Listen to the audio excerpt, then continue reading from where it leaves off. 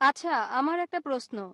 সূরা আলে ইমরান আয়াত ৫০ এতে বলা হয়েছে যিশু শিক্ষাকে মানতে। তাহলে কেন মানুষ মানছে না? বোন নামটা বলবেন প্লিজ। Chastity?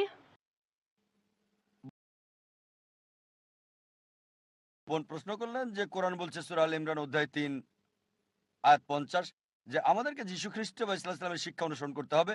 অনেক আয়াতই আছে যেগুলো বলছে আমাদেরকে ঈসা আলাইহিস সালামের উপর বিশ্বাস করতে হবে। বোন আপনাকে পরিষ্কার করে বলি যে ইসলামই একমাত্র খ্রিস্টান ধর্ম যেটা যিশু বা ঈসা আলাইহিস সালামের উপর বিশ্বাসের গুরুত্ব দিয়ে থাকে। সে কখনোই মুসলিম না যদি যিশু বা ঈসা আলাইহিস সালামকে বিশ্বাস না করে। আমরা বিশ্বাস করি তিনি ছিলেন আল্লাহ সুবহানাহু ওয়া তাআলার একজন মহান নবী। আমরা বিশ্বাস করি তিনি ছিলেন মসিহ মানে খ্রিস্ট।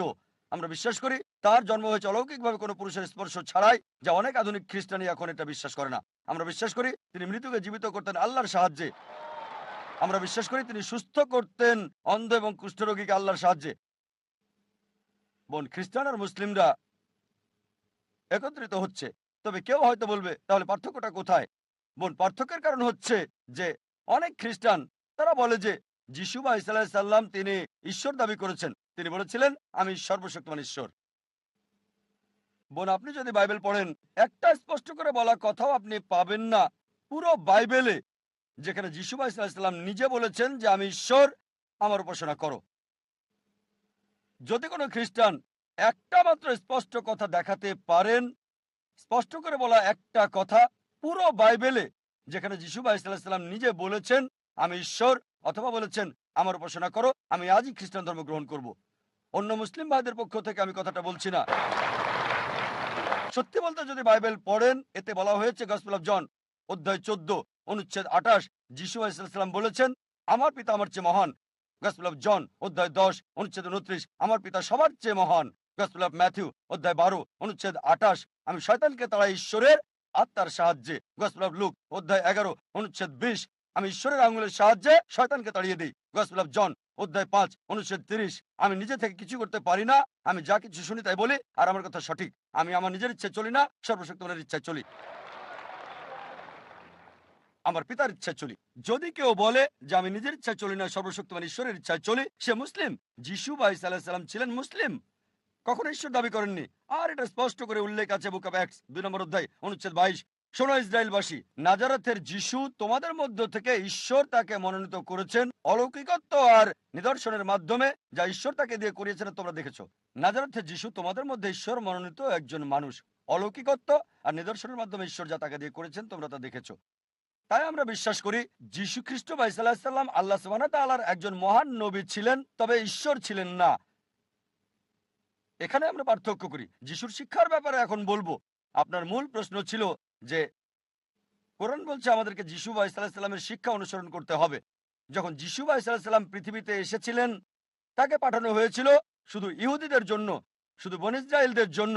কোরআন স্পষ্ট করে বলছে সূরা সাফ অধ্যায় 61 আয়াত 6 যে যিশু বা ঈসা আলাইহিস সালাম নবী হিসেবে এসেছিলেন বনী ইসরাইলের কাছে।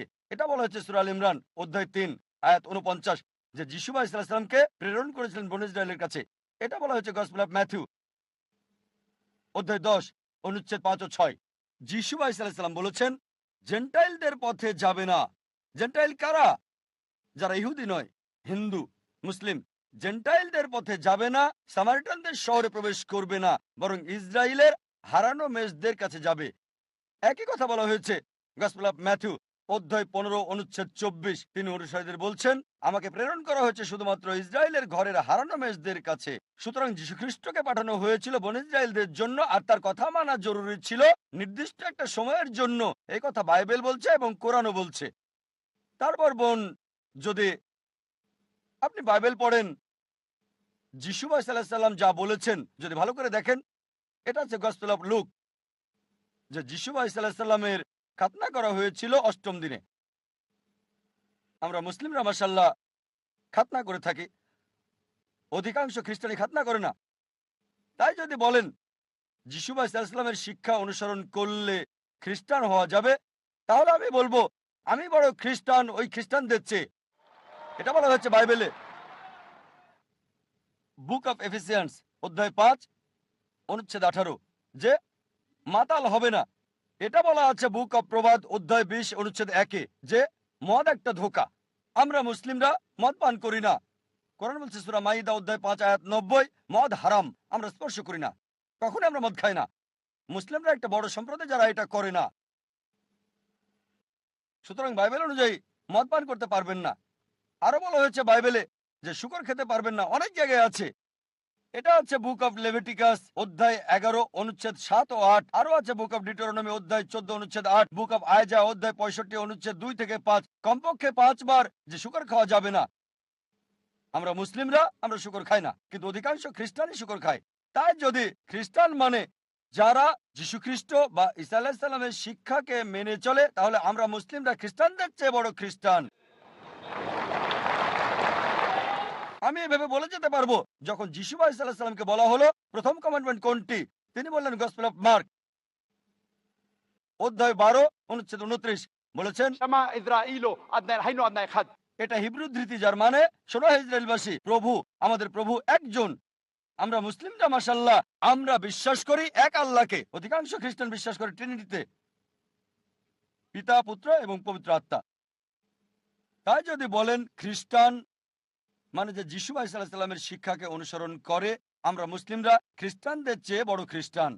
আপনি আমার ভিডিও ক্যাসেট দেখতে পারেন, ইসলাম এবং খ্রিস্টান ধর্মের সাদৃশ্য সেখানে বিস্তারিত আপনি পাবেন। আমরা বাইবেলের চেয়ে বেশি অনুসরণ করছি যীশু আলাইহিস সালামের শিক্ষা খ্রিস্টানদের চেয়ে বেশি। আশা করি উত্তরটা পেয়েছেন বোন। ভিডিওটি কেমন লাগলো আপনাদের কাছে আপনারা কমেন্টে জানাবেন।